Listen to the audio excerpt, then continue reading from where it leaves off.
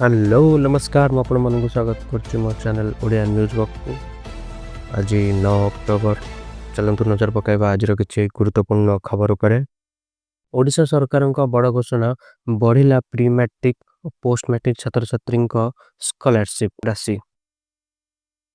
ଓଡ଼ିଶା ସରକାରଙ୍କ ରାଜ୍ୟ ପ୍ରମୁଖ ଶିକ୍ଷା ଯୋଜନା मुख्यमंत्री मेधावृत्ति योजना और अन्वेषा योजना अधीन प्री मैट्रिक और पोस्ट मैट्रिक छात्र-छात्री वार्षिक वृत्ति राशि 10,500 टंका 16,000 टंका को वृद्धि करिसेंती। आर्थिक दुर्बल परिवार छात्र-छात्री को सहायता प्रदान करुवा अन्वेषा योजना रे वृत्ति राशि 11,000 टंका 17,000 टंका को वृद्धि करा जायछि।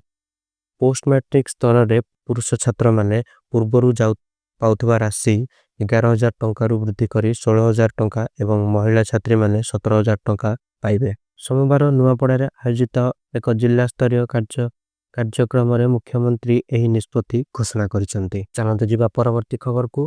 ब्रह्मपुर शहर वैकुंठ नगर मौकुड़िया होटेल पाखरे विशिष्ट आईनजीवी तथा बीजेपी नेता पितवास पंडा को गुली करी हत्या कले दुई दुर्बृत्त।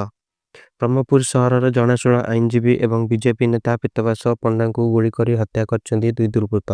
राति 10 घर को फेरुतिला बेले पितवास घर पाखरे को छगी रहितबा दुई दुर्बृत्त तांको पॉइंट ब्लैंक रे छाती रे गुली करी फेरार हो जायतिले। एहा परे स्थानीय लोक तांको गुरुतर भाव रे एमकेसीजी मेडिकल रे भर्ती करथिले किंतु डॉक्टर तांको मृत घोषणा करथिले। घटनास्थल रे पहुंची तनाघना करिछि पुलिस। दक्षिणांचल आईजी एवं गंजाम एसपी सह पूरा टीम घटनास्थल रे पहुंची छानबीन करिसंती।